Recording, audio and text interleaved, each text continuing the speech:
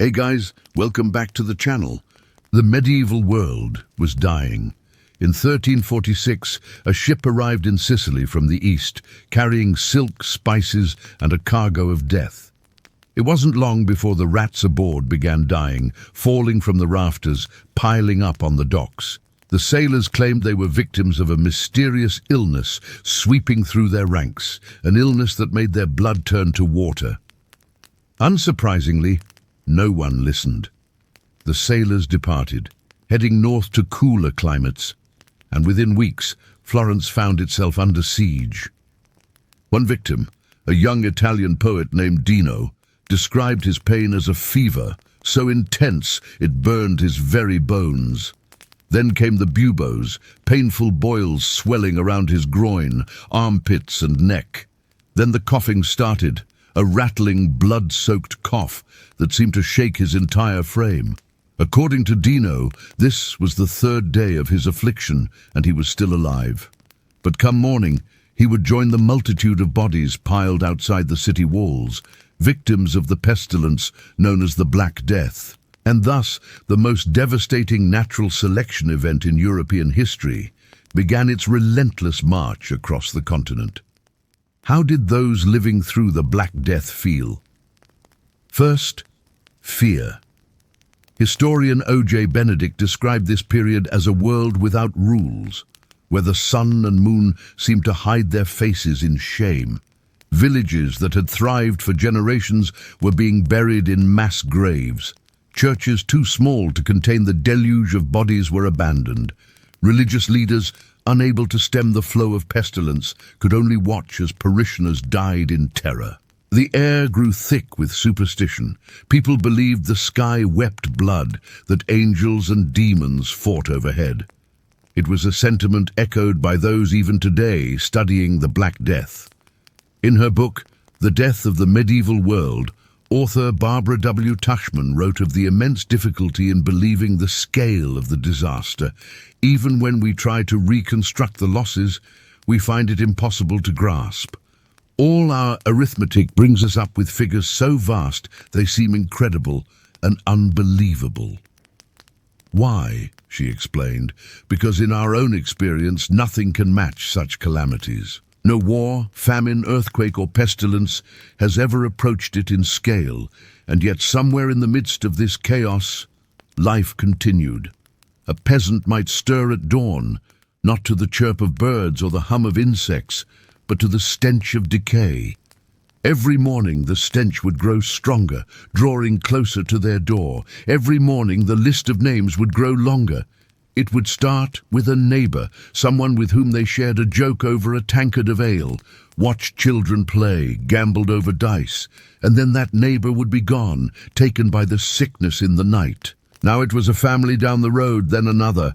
Still, life went on. Crops needed tending. The livestock required milking, shearing, birthing assistance. Families required food, clothing, fuel. Someone had to take care of business. For some, there was no other choice. They tended their animals while death ripened next door.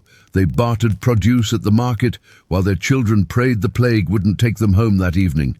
It wasn't long before the first flagellants appeared, groups of men whipping themselves through the streets in penance for society's sins. At first, they moved through towns offering public penance, beating themselves as onlookers watched.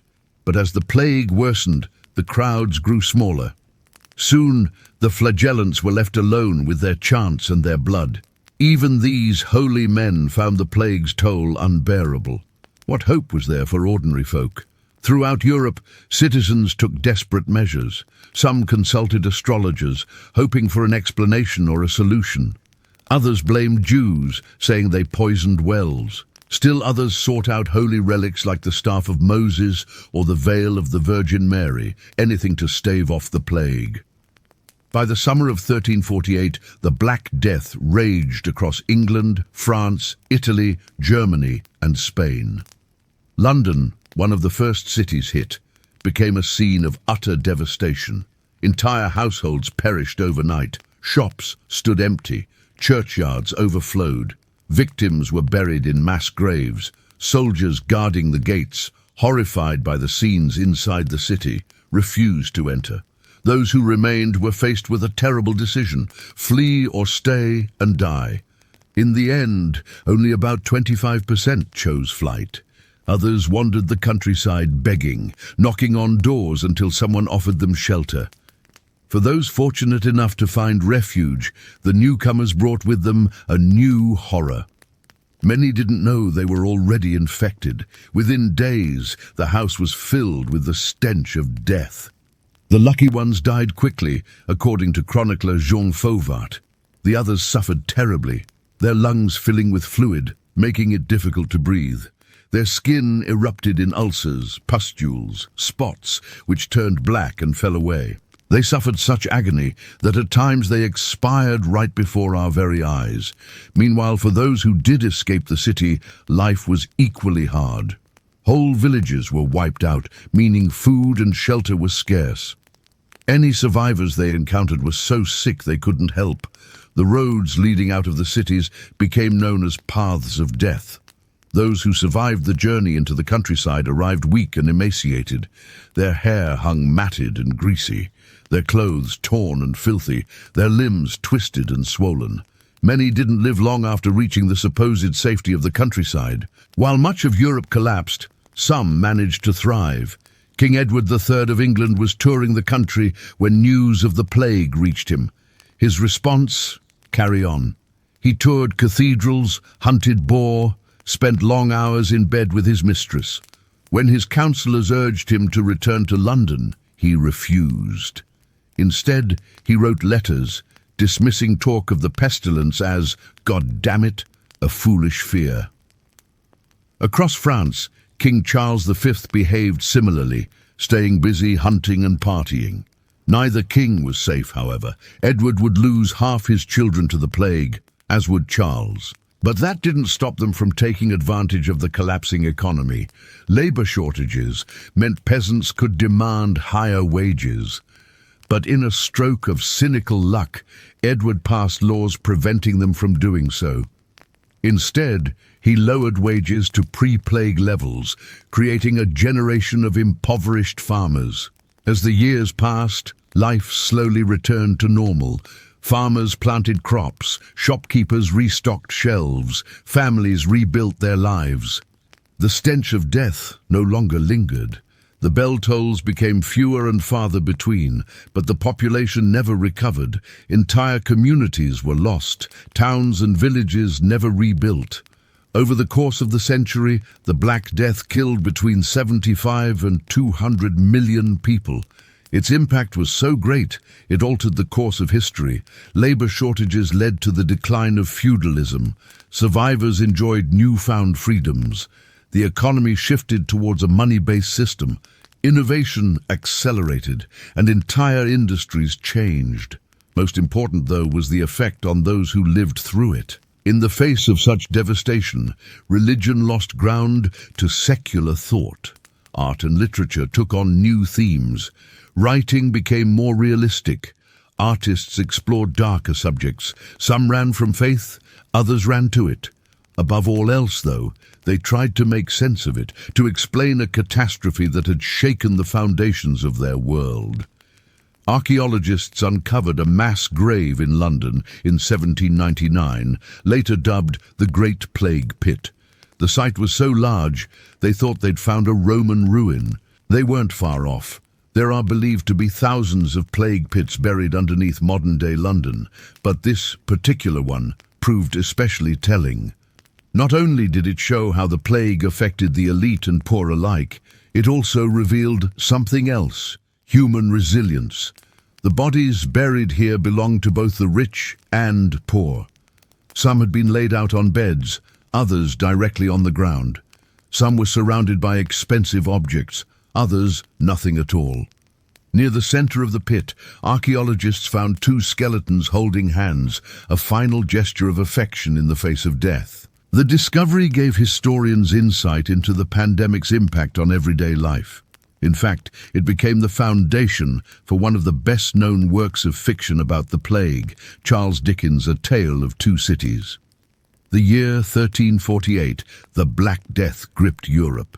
Death stalked the cobbled streets, fear coiled in every shadow. As citizens fled, a handful remained, banding together to survive. Among them was Dr. Manette, imprisoned in Paris for 18 years, and Sidney Carton, a dissolute English barrister. Together, they faced the plague's wrath, discovering humanity, love, and sacrifice in the darkest of times. If you found this video helpful, please consider supporting my work. Your support helps bring these stories to a wider audience and keeps the series alive. Thank you for joining me tonight. Remember, history has no urgency now.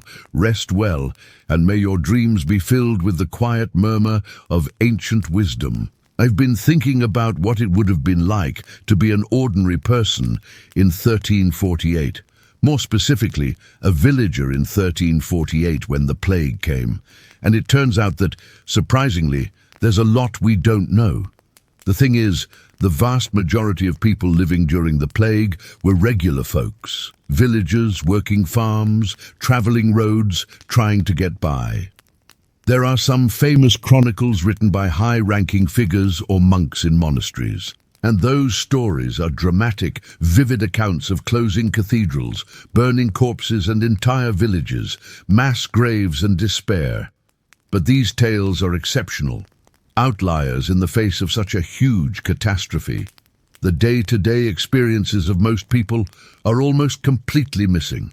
Their voices and experiences were not considered important enough to record. So all we have are inferences, educated guesses based on the writings of monks, the records of town councils and, yes, the writings of John Chrysostom, an actual monk.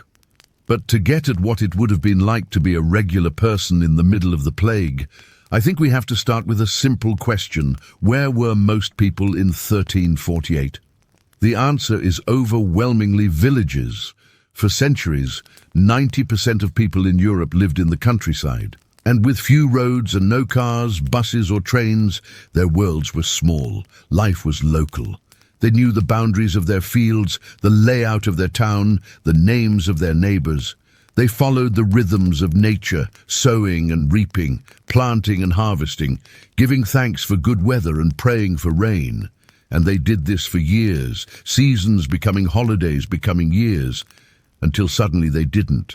Imagine yourself as a villager in the year 1348. Your home is simple, a wooden structure with a thatched roof.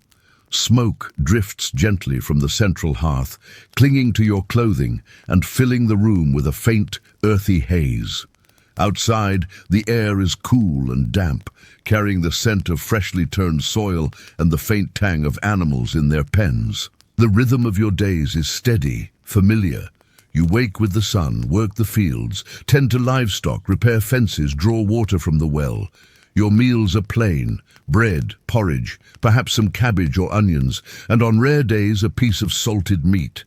Life is modest, sometimes hard, but steady. And then the whispers begin. News travels slowly, carried by merchants or wandering travelers. They say that far away in the port cities, a strange sickness has appeared. People fall ill suddenly, their bodies marked by swellings. Few recover, most perish within days. At first you dismiss it, rumors often exaggerate, but soon the sickness comes closer. Villages nearby begin to empty, travelers grow scarce. The priest speaks of pestilence in his sermons, urging repentance, and then it arrives in your own village. At first it seems like ordinary illness, a cough, a fever, perhaps the flu. But then someone dies, quickly, too quickly, and then another and another. The days that once stretched out predictably begin to feel unstable, each one marked by loss. You notice the silence first. Fields lie untended, animals wander loose, and the church bell tolls more frequently, marking funerals that blur together. The village graveyard fills too quickly. Graves become shallow, hurried. The earth is piled unevenly. Families bury loved ones in small clusters with little ceremony. The priest, once a steady figure of comfort, now looks thin, pale and fearful. His hands tremble when he blesses the dead. You wonder each day whether he will stay or flee, as some priests have done in nearby parishes.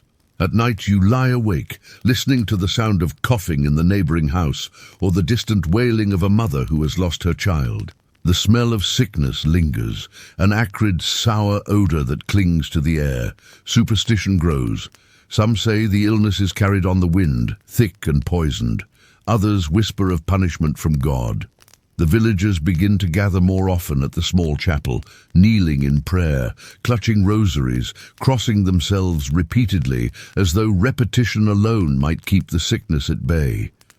And yet you notice also the strange persistence of life. A neighbor still tends to his chickens, even while his wife coughs inside their cottage. Children too young to understand still play for a while in the dust of the road, though their laughter is subdued. You yourself continue to rise each morning because the animals need feeding. The water must still be drawn, and hunger does not vanish even when death is close. The fear is constant, but so too is the rhythm of necessity, and that rhythm is what holds you together one day to the next. The hardest moments come when death enters your own home. When a parent, a spouse, or a child falls ill, there is little you can do. You watch helplessly as they weaken. Perhaps you try herbs, prayers, or whispered charms, but the outcome is the same. The body grows still, and you are left with the task of burial. Imagine digging into the cold, damp earth, your hands raw, the soil clinging under your fingernails. The grave must be shallow because there is no time or strength for more. You lower your loved one down, whispering a prayer, hoping they find peace. And then you cover them, the sound of soil hitting wood echoing softly in the air. You walk home alone, and you notice your neighbors watching, silently, knowing that tomorrow it may be them. The days stretch into weeks. Some families vanish entirely, their cottages left abandoned. Others cling on, reduced in number but surviving. You begin to forget how many you have buried. The rhythm of tolling bells, the murmurs of prayer, and the silence of empty homes blend together into one long, unbroken season of sorrow. And yet, in this darkness, survival takes on a strange quality. Those who remain begin to form new bonds. You share food with neighbors. You take in an orphaned child. You find yourself praying not only for deliverance, but for endurance, for the ability to see another sunrise. And here's the thing, that's actually pretty accurate. Yeah, there are a few details that we have to infer. We know, for example, that people commonly used herbal remedies or sang charms, but exactly what they would have used for the plague is lost to history. But overall, that's pretty much exactly what experts believe life would have been like for ordinary people during the plague. It was the sense of community and shared experience, the reliance on the steady rhythms of daily life that allowed them to endure, if not thrive. The Black Death was not just a moment of dying, it was a long, drawn-out season of waiting, watching, and fearing. It was the feeling of being left behind, of seeing the familiar dissolve around you, and of holding on to the faint hope that tomorrow might be different. And so, as a villager, you live in a strange twilight, half in the world of the living, half among the memories of the dead. Always waiting, always wondering if the next cough you hear will be your last. If you want to learn more about life in the Middle Ages, check out our series. Thanks for watching. Let us leave the quiet village for a moment and step onto the roads of Europe. Imagine the year is 1348, or perhaps 1349. The pestilence spreads like a shadow, flowing along trade routes, creeping into cities, filling the countryside with unease. In this atmosphere of fear and confusion, new movements emerge, movements born of desperation. Among the most striking of these were the flagellants. Picture a procession moving slowly into a town square. At first you hear only the rhythm of footsteps, steady and measured. Then comes the chanting, low voices murmuring hymns and prayers. Finally the figures appear, men stripped to the waist, their bodies pale against the dark air. Each one carries a whip of knotted cords, sometimes tipped with small bits of iron. With solemn determination, they raise their arms and bring the whips down upon their backs, again and again, until their skin is marked with welts. This was not meant to shock, but to atone. The flagellants believed that the plague was a punishment from God, and that only through the suffering of the flesh could forgiveness be won. Their movements were organized, almost ritualistic. They traveled in groups, sometimes dozens, sometimes hundreds, moving from city to city, whipping themselves for 33.5 days, 1 day for each year of Christ's life. The sight was both mesmerizing and unsettling. Townspeople gathered to watch, some in awe, others in fear. The chants were deep and repetitive, almost hypnotic. You can imagine the sound echoing against the stone walls of a medieval city, blending with the cries of those already mourning their dead. Leadership emerged within these groups. Charismatic men who could command attention, who preached that salvation would come only through penance, through blood and endurance. They condemned the clergy for failing to protect the people, and many ordinary folk found themselves swayed by these wandering penitents. The flagellants became both a religious movement and a kind of rebellion against established authority. Yet the church in Rome grew uneasy. At first, some priests tolerated them, even joined them, but soon the papacy saw the danger. The flagellants rejected the hierarchy of the church, ignored the authority of priests, and claimed a direct connection to God's will. Their processions were unpredictable, their message uncontrollable. By 1349, Pope Clement VI condemned the movement, declaring it heretical. Still, for a time, they thrived. They marched through Germany, the Low Countries, and even parts of France. Their numbers swelled. Everywhere they went, they drew crowds, leaving behind both fear and fascination. The flagellants also carried darker consequences. In their sermons, they often sought someone to blame for the plague, and suspicion fell upon minorities, particularly Jewish communities, who were accused of poisoning wells or conspiring to spread disease. Wherever the flagellants passed, violence sometimes followed, and pogroms broke out in their wake.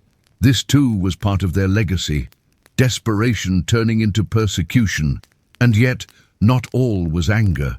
For many who joined, the movement was a form of control in a world that had slipped into chaos. Imagine being an ordinary person, powerless against an invisible sickness, uncertain of each dawn. The flagellant processions offered structure, ritual, and a sense that by joining in suffering, you might find meaning. The repeated strokes of the whip, the rhythm of chants, the long, slow marches, they were almost meditative. Pain transformed into purpose. But as the years passed, the movement waned.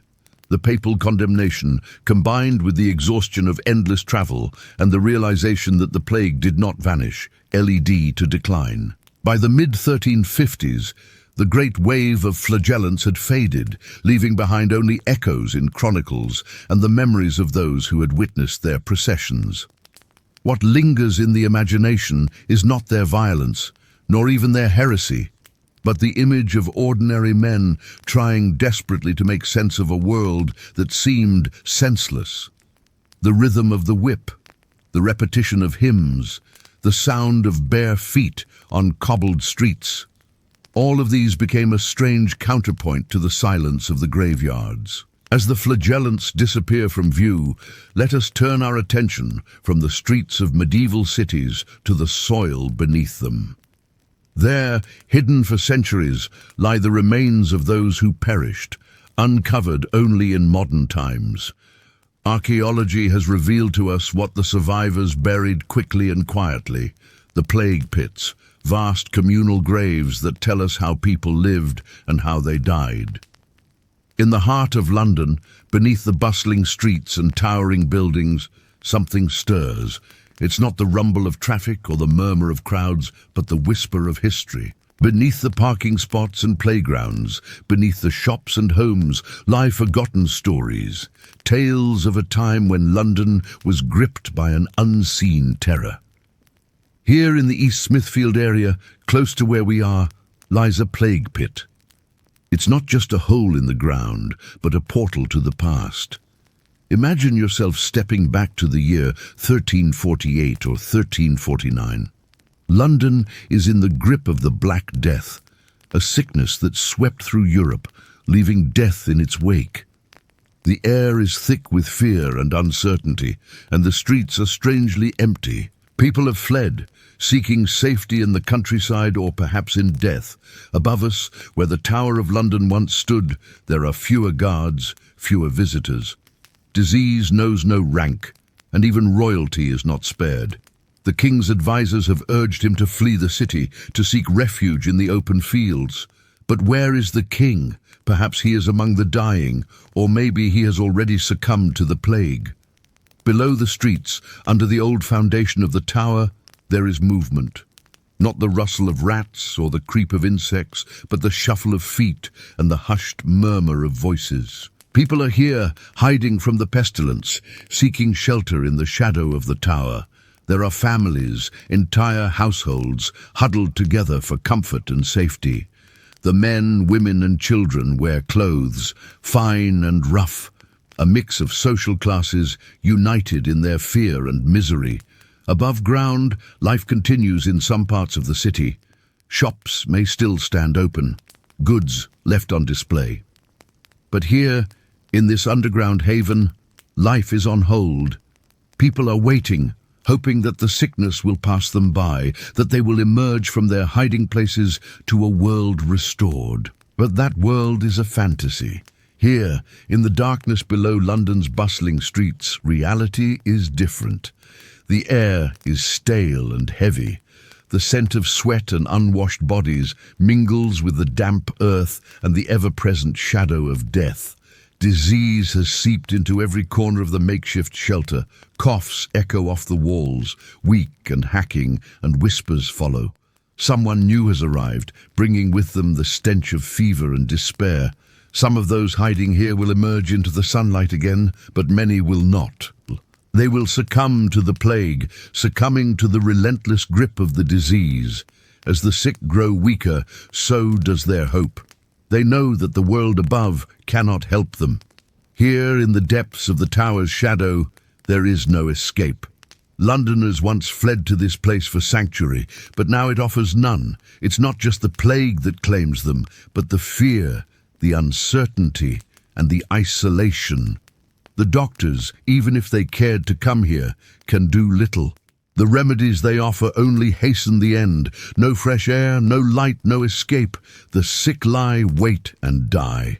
They drift in and out of consciousness, haunted by dreams of open fields and cool streams, of life beyond the suffocating confines of their subterranean prison. As the victims pass away, they are laid out on the cold ground, wrapped in whatever cloth they had to spare.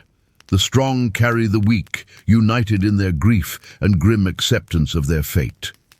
Soon, the number of corpses grows. More and more people arrive, fleeing the plague, seeking shelter, and finding only death. Those still living dig shallow graves in the soft earth. There is no time for rituals, no priest to say prayers, no coffin to hold the body. Just a quick prayer and a desperate hope that this sacrifice will appease the sickness, that somehow, someday, life will return to London. One by one, the survivors succumb. The strong bury the weak, and then they too become the dead. The plague pit is filled with bodies, each one a story of a life cut short, a family torn apart, a dream of London snuffed out. When the last survivor dies and the plague finally retreats, the world above begins to stir again. Survivors cautiously return to find a city changed forever. Amidst the ruins of their lives, they stumble upon the plague pit, a stark reminder of the horror they have endured. They cover the pit, burying the dead with whatever dignity they can muster. Above the mass grave, life starts anew, but the memory of those buried below, their hopes, their fears, their dreams, linger still. Beneath the modern streets of London, under the hustle and bustle of daily life, the plague pit remains, a silent testament to a time when the city stood still, when death stalked the streets, and when the very foundations of society shook. It's a reminder that while the city rebuilds and moves forward, the past is never truly gone. It's buried, but not forgotten. It's here in the shadows of the past that we find the true depth of the plague's impact. It wasn't just about the death toll, but the profound effect on the human spirit, the courage, the despair, the resilience, and the loss. These are the stories that truly define the plague, not just as a historical event, but as a part of our shared human experience. As the Black Death rampaged through medieval England, killing tens of thousands in the towns and villages, it also hit home for the nobility, England's hereditary elite. Just like everyone else, they had to contend with death. Only their wealth brought them options. They could flee the cities and lock themselves away in their country estates. There they could wait out the pestilence, relying on the loyalty of servants who remained behind and on the fealty of tenants who farmed their lands. It wasn't safety they were buying, but it was the best deal they could get. Yet being out of the city didn't mean they were safe. The aristocracy would suffer a brutal loss. Unlike the common folk, though, their response wouldn't be dictated by desperation or fear. It would be driven by pride and self-preservation. We've seen how ordinary people handled the Black Death in medieval England, tending to the sick, burying the dead and praying for mercy. But what did the nobility do? How did the English aristocracy try to protect itself from the plague? Hi, and welcome to this house. Today we're exploring the country homes of the English aristocracy during the Black Death. Make sure to hit that subscribe button so you never miss an exciting episode. We're going to start at Wingfield Manor in Suffolk, the country estate of Sir John Fastolf. He was a knight and courtier who had served King Edward III since the latter's youth. Now nearing 60, Fastolf had built a large household on his wealth from land ownership and military service. When the Black Death arrived, he was in London, likely with other aristocrats attending Parliament. As the city fell into chaos, Fastolf fled, making his way back to Wingfield Manor with his wife and entourage. This is known partly from accounts of his household finances, which detail expenses for provisions and lodging as he travelled. Other sources also describe his actions, portraying him as cautious, even fearful. Clearly worried about contagion, he kept himself isolated, avoiding contact with anyone who might bring sickness from the road. Even his servants were ordered to remain outside his chamber as much as possible. Yet despite all precautions, plague struck within the manor walls. One of Fastolf's servants died, along with 2 of his fellow knights who had sought refuge there. In total, 9 members of his household perished. All of them were hastily buried in a single mass grave in the courtyard, an unsettling feature that can still be seen today. While his neighbors panicked, sold their property and fled, Fastolf stayed put, hunkering down in Wingfield with his family and any remaining staff. He rode out the pestilence there, continuing to maintain a household and manage his affairs. When he did venture out, it was on horseback, further isolating himself from potential infection. He rode out to inspect his farms and manors, staying in the saddle rather than entering buildings and walking among the people. His wife, Alice, fared more dangerously, visiting her friends, Lady Margaret Past and Sir Thomas de Brotherton. Both died of the plague shortly after, showing how dire the situation had become, even in the countryside. As summer faded into fall, Fastolf seemed to emerge cautiously from lockdown. He went to Parliament in Westminster, then to Canterbury to visit the shrine of Thomas Becket, the murdered Archbishop. Later, he even hosted visitors, including Henry, Duke of Lancaster, and half-brother of King Edward. Through it all, Fastolf carefully maintained his finances, keeping track of income and expenses, even in the midst of catastrophe. He recorded debts owed to him, and payments made to servants who remained loyal during the plague. Once the crisis passed, he sent workers to clear the grave in his courtyard, digging up the remains and reinterring them in the local church. When he himself died in 1368, he was buried beside them. Among the possessions listed in his probate inventory were several items connected to the plague, including 2 cat skins, a posy ring containing fragrant herbs, and a flagon once used to sprinkle holy water. These hint at a world dominated by disease and death, where even the most powerful sought comfort in protection from evil spirits. Across the country, at Haddon Hall in Derbyshire, the noble heiress Elizabeth de Burgh was also taking precautions against infection. In 1345, she wrote to a chaplain asking for special prayers against pestilence, presumably as she heard reports of the coming plague from Italian merchants. That same year, she began to outfit her house, ordering curtains and cloth to partition off rooms and keep infected individuals confined. Also in 1345, she purchased chamomile, lavender, ginger and cinnamon, spices commonly used against the plague. She even took up residence in her country estate early, moving from London as the pestilence approached. As spring turned to summer in 1348, she wrote to the prior of her foundation at Sempringham, instructing him to pray for the health of herself and her relatives. Then, ominously, she noted, "Since we do not know what may happen hereafter," revealing her growing fears. Soon after, she retreated to her country estate at Haddon Hall. There, she remained isolated as the plague spread, conducting business as usual, but avoiding crowds. Her correspondence shows both concern for her tenants and careful attention to her own safety. In one letter, she expressed sympathy for her tenants struggling with the plague, but also warned them not to come to her door seeking charity. She instructed them to send children instead. So even as she demonstrated compassion, she also protected herself. Over time, she recovered from the plague, marrying Sir John Tiptoft, inheriting vast lands, and eventually becoming one of the wealthiest women in England. These experiences of survival and resilience weren't universal among the nobility, however. Some aristocratic families would face total annihilation. At Custis Hall in Northamptonshire, Sir John Grandison prepared for the worst. When the plague reached his village, he and his wife packed their valuables, including precious metals, jewels and church ornaments, and fled to their country estate. There they locked themselves in and awaited the pestilence. But it was a futile effort. The entire family succumbed to the plague, dying alongside nearly everyone in the village. Their home was abandoned, their goods left to rot or be stolen. Like many aristocratic families, the Grandisons faced extinction. After all, the plague killed not only the immediate generation, but also wiped out heirs. It ravaged families, leaving them without anyone to carry on their bloodline.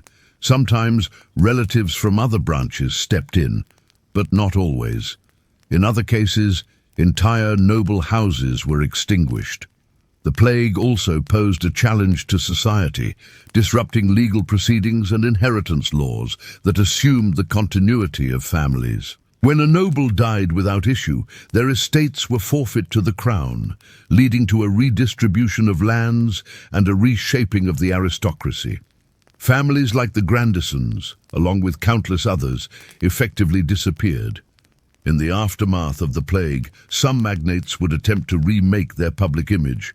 Sir William Trustis, knight and member of a minor royal dynasty, was abroad when the plague struck England. He spent years in France and Spain, only returning in 1350. By this point, the pandemic was largely over, but the stigma of infection lingered. To counter this, Trustis embarked on a campaign to win back public favour. Part of this involved pilgrimages to holy sites, like the tomb of St. Thomas Becket in Canterbury Cathedral. These visits were not only personal, but also public displays, publicised through the release of special coins bearing images of the saint and Trustis himself. This coinage functioned as propaganda, emphasising his piety and rehabilitation after the plague. These coins circulated widely, demonstrating how the Black Death affected even the strategies of the elite. Moreover, his campaigns included fighting, defeating and killing enemy Welsh nobles, underscoring his martial prowess. By projecting strength and piety, he cultivated an image of trustworthiness, attempting to convince the public that he and his family were indeed safe from the plague. Still, he also took precautions, such as having servants bathe before entering his presence and having them wear gloves when handling food. His son John, however, had been knighted just as the plague broke out, and now was dying of the disease. Despite this, Trustis still felt compelled to knight his son's servant, perhaps seeing the ceremony as a duty, even in the face of death. John would die soon afterward, while his father survived the plague and attempted to rebuild his reputation. The Black Death dramatically changed the course of medieval history, influencing everything from population levels to economic systems. But it also impacted individual lives, whether we're talking about peasants or princes. The English aristocracy found themselves unexpectedly vulnerable, fearing the disease that threatened to wipe them out. Their solution was to flee the cities, locking themselves away in their country estates and waiting out the pestilence. Along the way, they grappled with death, infection, and loss, sometimes succumbing to it and sometimes surviving. In the end, they adapted, changing their behavior and even inventing new ways to present themselves to society. Thank you all for watching. Which of these aristocrats surprised you the most?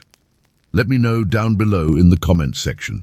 And while you're there, make sure to hit that subscribe button so you never miss an exciting episode. I would also like to say a special thank you to our supporters whose names you can see on screen right now. I'll see you next time. So now let's try to understand why the plague was so deadly. In the Middle Ages, people didn't know what caused the plague. No one knew that the Black Death was caused by bacteria carried by fleas living on rats. If they had known, maybe they would have done things differently. Today, we will talk about the symptoms of the Black Death and how it spread. We will also look at the reactions of people in the Middle Ages when the plague struck. The Black Death killed millions of people across Asia, Africa, and Europe. Some say that the first place where the plague appeared was in Central Asia. After that, it moved west, arriving in Europe in 1347. At that time, Europe was very densely populated. People lived in crowded cities and towns, often on top of each other. The climate was getting colder and winters were hard, so people huddled together for warmth in large houses, sharing beds and rooms. All of this made it easier for the plague to spread. Those who caught the plague suffered terribly. At its start, the disease caused swellings in the groin and armpit. Then black spots appeared on the skin, followed by painful ulcers. Later, the buboes grew bigger and suppurated, meaning they oozed pus and blood. Other symptoms included high fever, weakness, headache, vomiting, diarrhea, difficulty breathing, and bleeding from the nose, mouth, or rectum. People could also develop delirium, meaning their minds would become clouded and confused. Very few people survived the plague. Those who did often suffered from partial paralysis, epilepsy, depression, anxiety, and other psychological problems. One of the worst things about the plague was that it spread easily from person to person. People didn't know how the disease spread, so they didn't take steps to stop it. For example, people didn't wash their hands after touching someone who had the plague. Also, the clothes worn by people who had the plague were often used to treat others who were sick. Unfortunately, none of these practices helped to stop the spread of the disease. In fact, they probably made the plague worse. The idea that bad air caused the plague was popular in the Middle Ages. This is called the miasma theory. Basically, people thought that the air was poisonous. They believed that this poison came from rotting bodies, garbage, and human and animal waste. Because of this belief, people took certain precautions, such as covering their faces with cloth or herbs to filter the air. But this didn't help because the real cause of the plague was bacteria. Another interesting thing about the plague was that it was usually spread by fleas. Fleas carried the bacteria that caused the plague. They picked up the bacteria by feeding on the blood of infected rats. After that, the fleas spread the plague to humans. That's why one name for the plague is the Black Death. It was a terrible and mysterious disease that killed millions of people. Many horrible things happened during the plague. Some people blamed Jews for the illness and attacked and killed them. Others abandoned their sick loved ones to die alone. Many priests and religious leaders said that the plague was God's punishment for the sins of humanity. Flagellants were groups of men who believed that the plague was God's way of punishing them for their sins. Flagellants went around the streets beating themselves with whips. They hoped that if they suffered enough, God would forgive them for their sins and end the plague. Most people didn't know how to treat the plague, so many turned to God for help. Some people confessed their sins and received last rites, which are special prayers and rituals performed by priests. Many people prayed for God's mercy as they faced death. This was a very scary time for everyone. During the plague, some people tried to protect themselves by using herbs and plants. Some common treatments included drinking vinegar, eating garlic, applying lotions to the skin, and burning incense. Unfortunately, none of these things stopped the spread of the plague. Some people were actually trying to spread the plague. During the Middle Ages, there was something called a flagellant. These were people who went around spreading the plague on purpose. They believed that the plague was God's punishment for the sins of humanity, and they wanted more people to get sick so that God would forgive them for their sins. At the time, people didn't really know how to prevent the spread of disease. Even doctors didn't really know. They thought that the plague was caused by bad air or an imbalance of the four humours, which is a balance of blood, phlegm, yellow and black bile. So doctors recommended treatments like letting blood, giving enemas, and putting leeches on the skin. These treatments didn't help. In fact, they probably made things worse. Most of the victims of the plague died at home. The disease was so widespread that hospitals and other care facilities were usually full. So most people had to care for their sick family members at home. It was a very difficult task, and many people got sick themselves while trying to care for others. Even though the plague was awful, it did have some positive effects. One good thing that came out of the plague was that it led to new medical discoveries. Before the plague, doctors didn't really know how diseases spread. But after the plague, they started to learn more about disease and how to prevent it. You may think that the Black Death was the worst part of the plague. Actually, it wasn't. The second wave of the plague was even worse. It lasted from 1361 to 1364 and killed even more people than the first wave. The third and final wave of the plague happened between 1380 and 1381. Luckily, it wasn't as deadly as the first two. It's important to remember that the plague wasn't just a physical illness. It was also a scary and lonely experience for many people. Those who survived the plague often felt isolated and alone.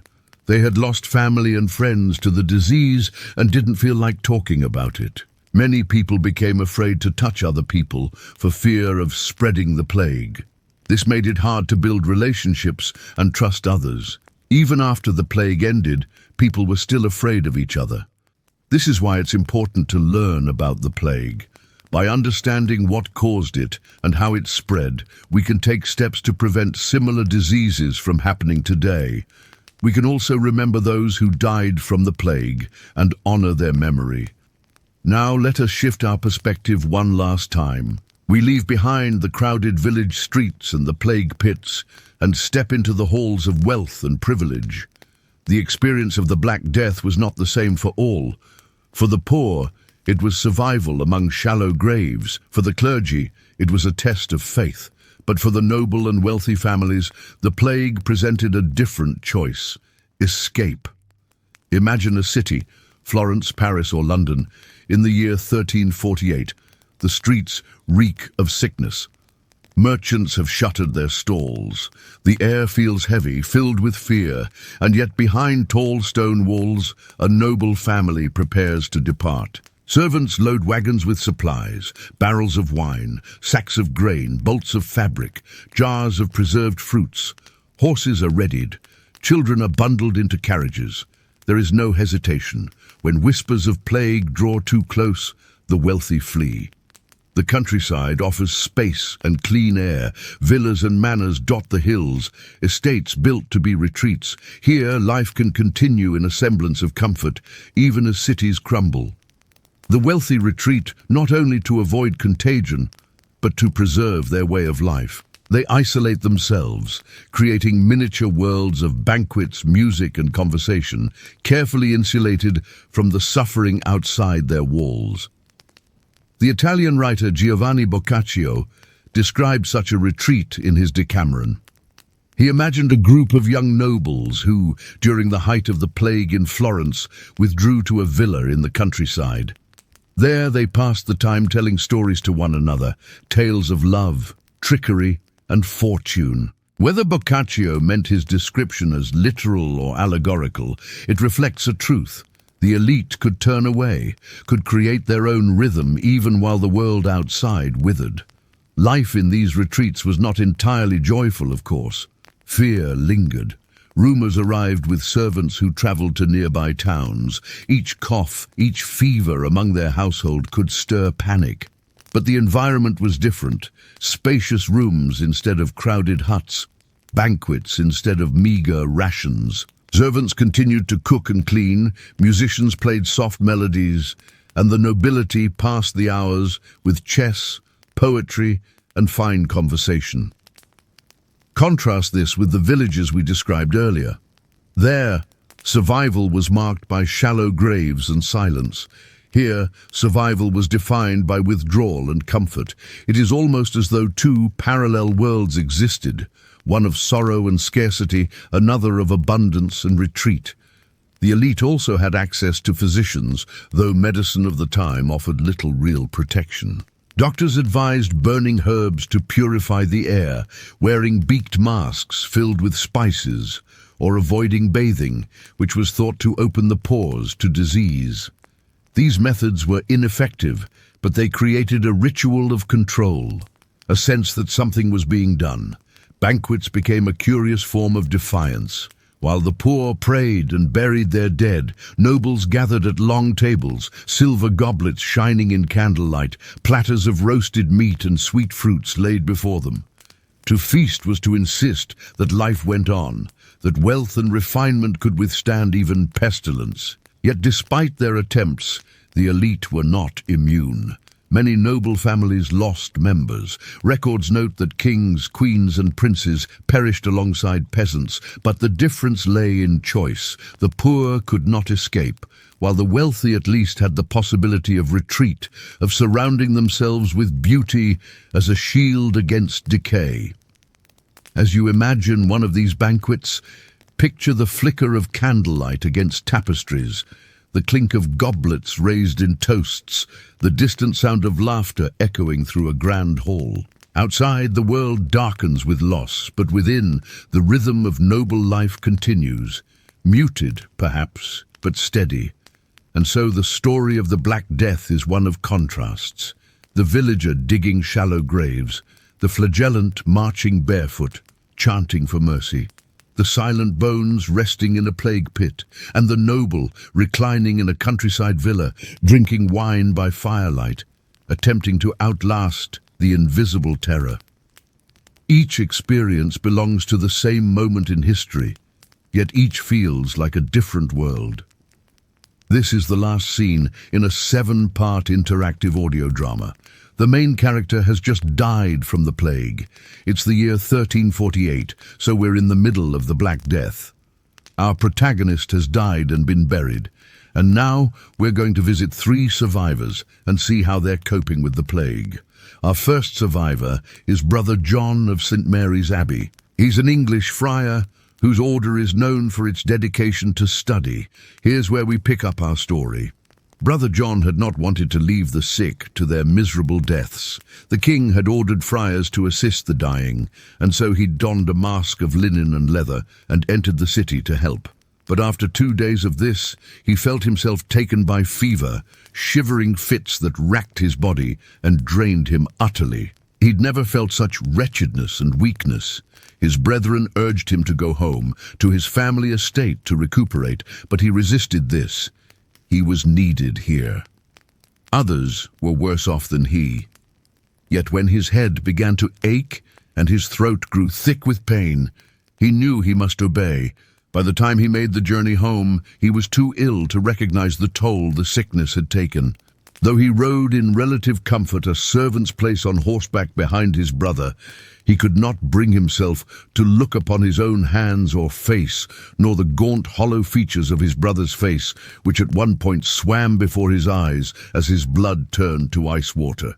Still, he lived to tell his tale, but forever after he feared the touch of others, and would not eat food prepared by another hand until it had passed through his own. John understood that though he had survived, he was broken. For however strong the bonds of brotherhood or familial love, even those can be severed by the chilling touch of death. Next, we meet Alice, a young woman in a small village in Suffolk. Her father has just died from the plague, and she and her mother are preparing his body for burial. Alice's father had begun to waste away before her eyes, growing thinner and weaker day by day, until his limbs failed him and his skin grew clammy and cold. She remembered vividly the shriveled state of his fingers when she'd helped her mother bathe him, and then his eye, which rolled back in his head and stared sightlessly at the ceiling when she went for water, thinking it a merciful God that spared him the torment of seeing her in his corruption. But when she returned, the eye was still there, and he did not know her.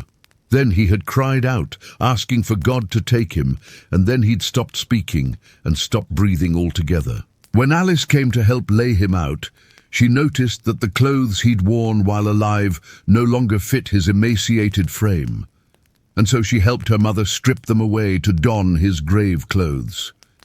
She heard her mother whisper a prayer for the dead under her breath, and thought that perhaps God would have mercy on her father's soul, and forgive him for cursing so bitterly at the end. Alice thought of the curse too, and shivered despite the heat of the summer day. She knew that whatever God's will might be, the land itself was cursed to bear the fruits of death. For even as she and her mother dressed her father's corpse, word came that yet another villager had fallen. This time it was Master Robert, who had lost both wife and son to the sickness and succumbed himself, crying out for death's release. He had left behind a widow and 5 children, the youngest barely weaned. Alice prayed for the children that they be spared this terrible fate. But even as she did, she knew that if the plague held so little mercy for the great lord of the manor, what hope was there for little Master Thomas? Finally, we meet Lord William de Beauchamp, a nobleman who's retreated to his country estate. He's sitting alone in his solar, watching the sunset over his lands. For nearly a fortnight, Lord William had avoided leaving his solar. His servants brought him food and drink, and he read by the hour, but he could not shake a deep melancholy that settled over him like a shroud. News trickled in, of villages utterly wiped out by the plague, of friends and acquaintances fallen victim to the pestilence, and of the king's desperate pleas for someone, anyone, to find a cure. He considered summoning his royal tenants to his lands, building a bulwark against the sickness within the security of his walls. But he doubted any effort would avail. Even now, the sun dipped below the horizon, signaling another night of utter stillness. The household slept, he supposed, and dreamt pleasant dreams of hunting and hawking, of feasts and dancing girls. Or perhaps their dreams were haunted by the ghosts of the sick and dying. He could not know. He felt adrift in his vast house, aware only of the chill settling in his bones, the gnawing of hunger in his belly, and the drip of a leaky window pane. In truth, the solitude was all he had ever known. He had married late, having cared more for jousting tournaments and courtly pursuits than finding a bride. And his only child had died in infancy, his wife mourning him for months before she too had been taken by illness. Even now, the memory of her soft laughter echoed in the halls of his heart. What use was wealth or power, he wondered, when death stalked the land, taking all in its path regardless of rank or standing? There was no pleasure in living, no joy in eating, and no comfort in sleep. The very stones of his house seemed to mock him with their solidity, their permanence in a world where nothing lasted. He longed for company, for the sound of voices raised in mirth, for the feel of another's hand clasped in his own. But these were luxuries the world could not afford. And so he sat in his solitude, resigned to the fact that in this strange new world he was truly alone. Slowly, the sounds of the village fade away. We hear only the chirping of crickets and the hooting of an owl. The Black Death ravaged Europe in the mid-14th century, killing millions. The survivors were left to pick up the pieces and rebuild their lives. How do you think these characters coped with the aftermath of the plague? What about you? How would you cope with such a disaster? If you want to learn more about the Black Death, check out the resources provided. Thanks for joining us on this journey through time. Remember to subscribe for more historical tales. Until next time, sleep well.